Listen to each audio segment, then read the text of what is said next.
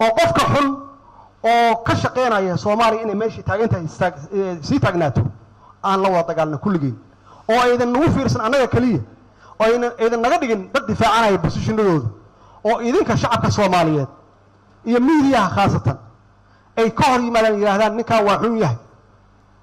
dadkan fursad hal la siiyo macnaheedu waxay tahay qofkaasi waa u aqal celinaynaa marka kuwa kale raggaas waa rag waaleeyo lagu dhex jira laakiin laga yaabo inay dan u arkaan ama ganacsi ha ka gasho ama siyaasad ha ka gasho ama waxyaabo kale ha ka gasho dan u arka inay Soomaaliya adduunka looga yaqaan meel dulli ah dad xun ay degan yihiin dan u arka laakiin ma fiirinayo kaasi dantiisa maalintaas nool yahay calooshiisa fiirinayo ma fiirinayo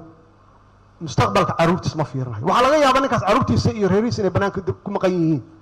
laakiin dhibka uu halkan la joogo qolada saan dantu ugu jirto xaalad Soomaaliya saan ahaato saan waa ceeb magaca Soomaaliyeed runtii waxaana saaran ceeb aad u foolxun ceebtaas waxaan ka dhaxalnay intii uu dhibka jiray oo aan ku macnayn karin waxaan ku dagaalanay waxay ahayd waxaan loo yaqaanaa dad xun inaan nahay ilaahay wuxuuna siiyey ma aragno wanaageeda ilaahay wuxuuna siiyey khayraadkuna siiyey ma aragno ilaahay wuxuuna siiyey oo ah weli abtiis inaan nahay ma aragno ilaahay wuxuuna siiyey inaan nahay dad islaan ah oo sunni ah ma aragno aan ku xamdi noqno ilaahay waxaan haysto waa arada ilaahay waay ilaahay aqliguna siiyey aqligaas inaan ku shaqeeyno oo wixii xun kaga leexano wixii fiicanna aan hore ugu soconno ilaahay aanu noqonno qolada marka dhibka ku haysta Soomaaliya waxay gashay dimuqraadiyad waxyaabaha ugu fiican hadda aan adduunka uga horeyno waa taas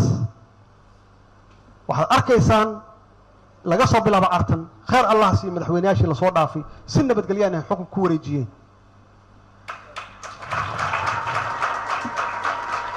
waana horumar aan gaarnay waxaan rabaa inaan sii xoojino laakiin waxyaabaha naga dhiman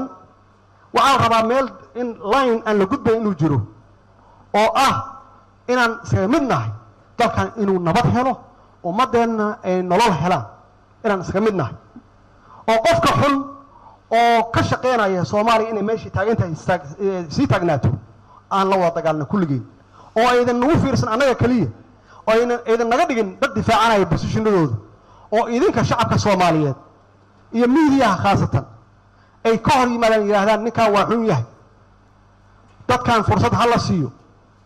macnaheedu waxay tahay qofkaasi waa u aqal celinaynaa marka kuwa kale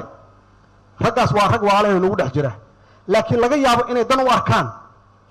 ama ganacsi ha ka gasho ama siyaasad ha ka gasho ama waxyaabo kale ha ka gasho dan u arka inay Soomaaliya adduunka looga yaqaan meel dulli ah dad xun ay degan yihiin dan u arka laakiin ma fiirinayo kaasi dantiisa maalintaas nool yahay calooshiisa fiirinayo ma fiirinayo mustaqbalka caruurtiisa ma fiirinayo waxa laga yaabaa ninkaas caruurtiisa iyo reerihiisa inay banaanka ku maqan yihiin laakiin dhibka uu halkan la joogo ma fiirinayo ninkaas ilmaha awooh u yahay ma fiirinayo waxa u daran kaliya maanta iyo laga yaabo inuu hinaas ka qabo qofkaas meesha fadhiya ama dan dhaqaale uu meesha uu ka waayay ama xil uu ka waayay marka waxa weeye xaaladda Soomaaliya ku jirto meel fiican ma aha waa meel adag waxa la rabaa kulligeen inaan u wada istaagno sidaan uga bixin lahayn xaaladda Soomaaliya meesha ku jirto oo aan horu marin lahayn waa saan sheegay waa dimuqraadiyad hore u soconaysaa dadka naga dambeeya waxbaan u qabanay meeshaas ka sii wadayaan ay ugu imaanayaan dawlad iyo dad sharaf leh